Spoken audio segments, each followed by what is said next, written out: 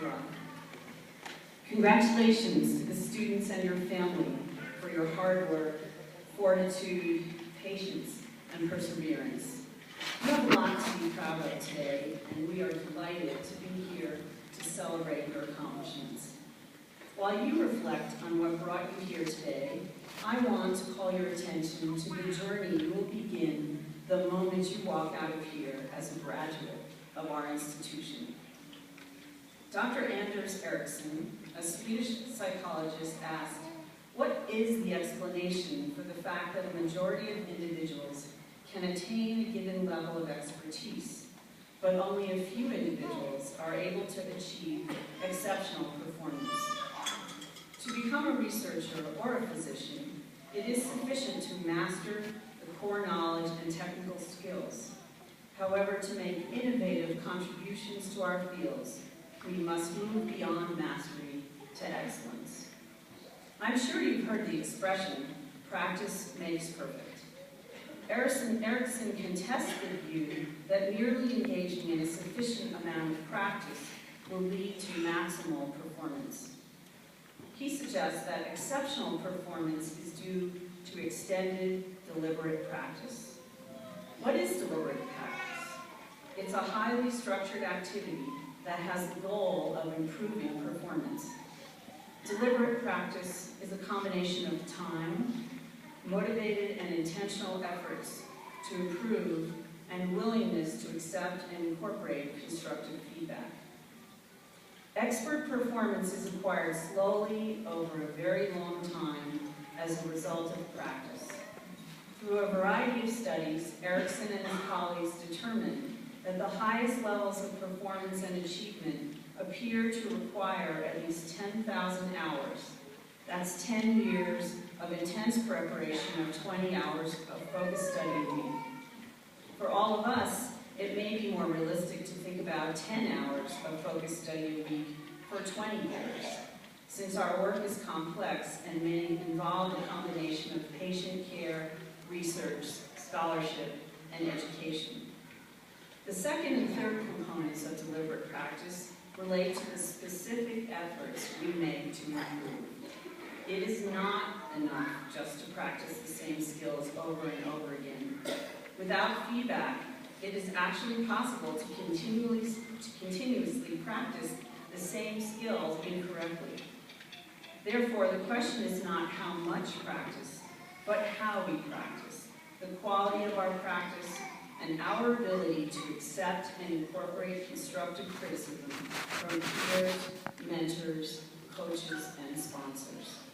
The difference between being an expert and being exceptional is how we learn from our mistakes. The bottom line is that success is not based on innate talent or intelligence. It is our commitment to becoming an expert through focused study, practice, and self-reflection. Essentially, if we want to be exceptional and to make outstanding contributions, then we must excel at our disciplines. To gain expertise, we must volunteer to participate, seek opportunities, and take on responsibility.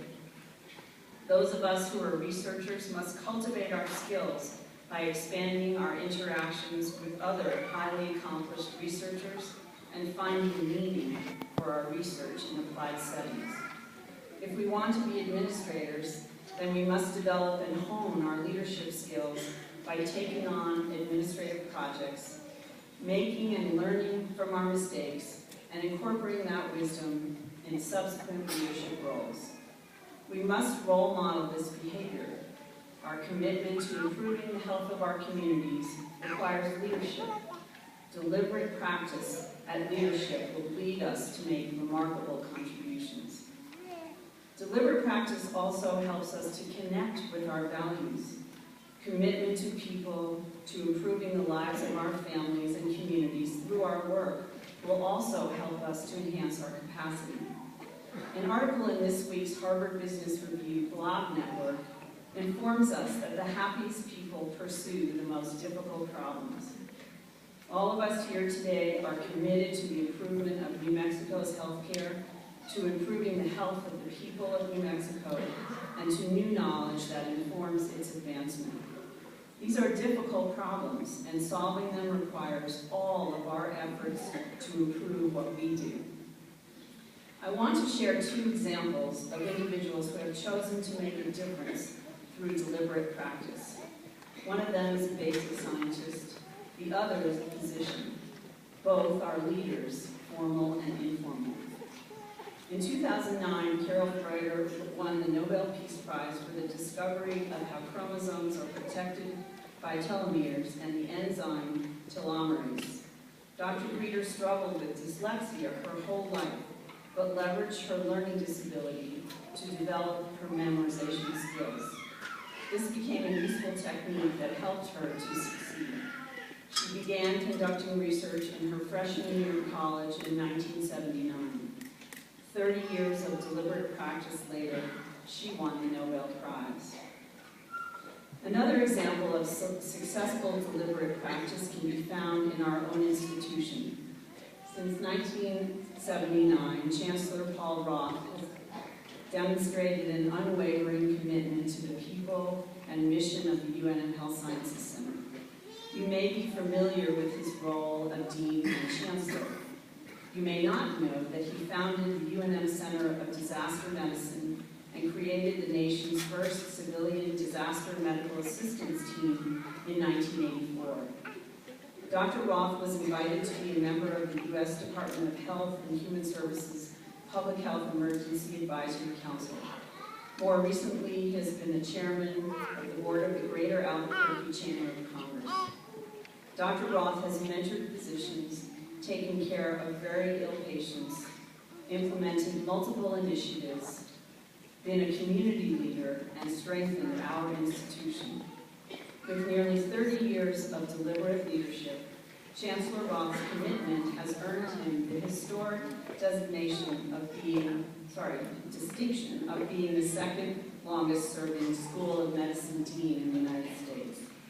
Dr. Roth has been a mentor to me, and he has shared how he has overcome his own challenges in each of his leadership roles.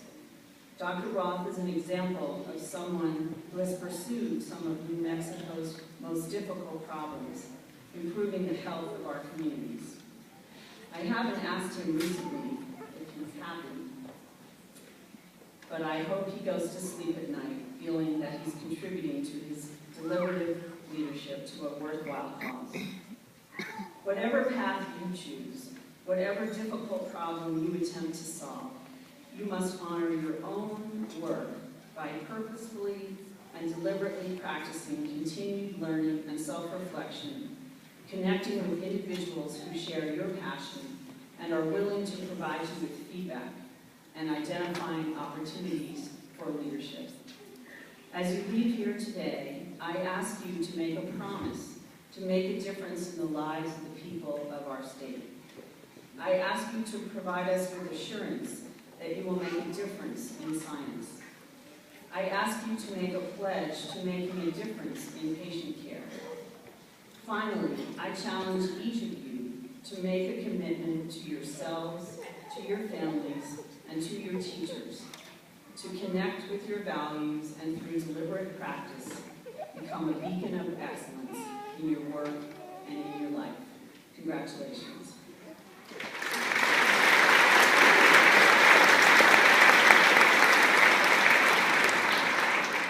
Will the biomedical sciences Doctor of Philosophy candidates please rise and follow the marshal to the stage? And those individuals putting the graduates, please meet your student at the stage. I'm pleased to introduce Dr. Helen Hathaway, the Program Director of the Biomedical Sciences Graduate Program and Professor of Cell Biology and Physiology. She will present the graduates for the Doctor of Philosophy in Biomedical Sciences. Dr. Corey Ford, Senior Associate Dean for Research, will join us to congratulate the graduates.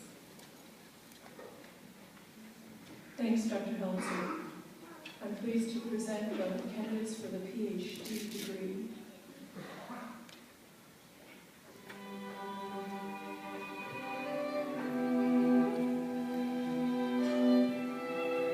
Shomik Basare, dissertation title, Role of Rab7 in the Pathogenesis of Charcot-Marie-Tooth Type 2B Disease. hooded by his mentor, Dr. Angela Monger-Ness.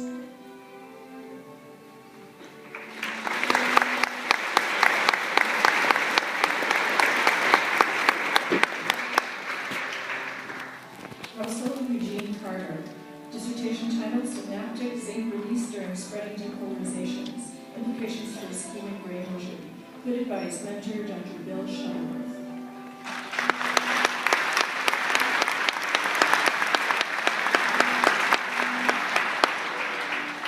Christopher Andrew Lino, dissertation title, Display of Peptides and Single-Chain Antibodies on Bacteriophage MS2 Virus-like Particles, hooded by his mentor, Dr. David Kubani.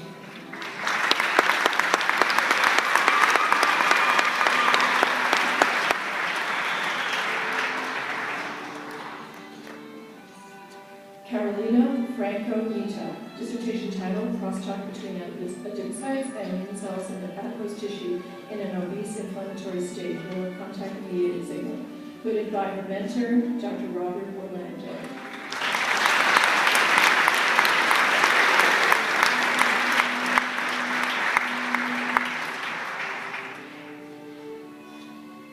Mignon Xu, dissertation title, Next Generation Sequencing for Biomedical Applications, hooded by Dr. Corey Fuller.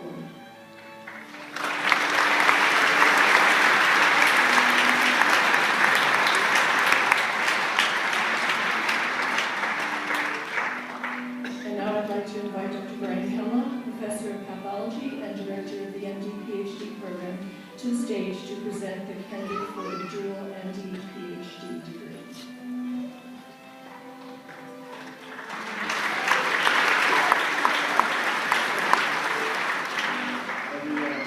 MD-PhD graduate this year is Ryan L. Brunson, and he did a thesis which is entitled Induction of Interleukin-10 within the Th17 effector population using the G-protein couple of estrogen receptor agonist G1.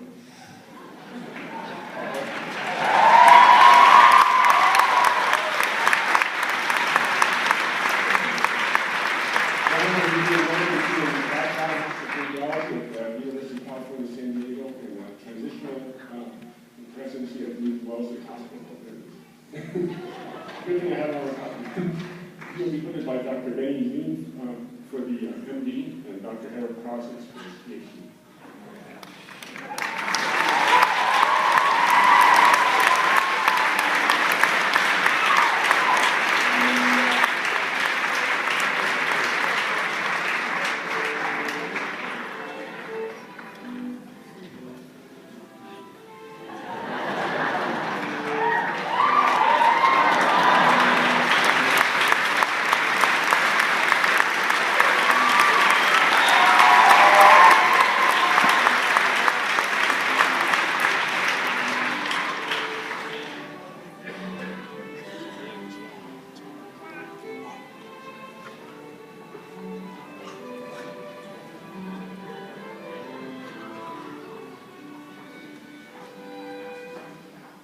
Dr. S.B., Associate Dean for Students, will now present the candidates for the Doctor of Medicine degree and the awarding of the doctoral hood. The hooding ceremony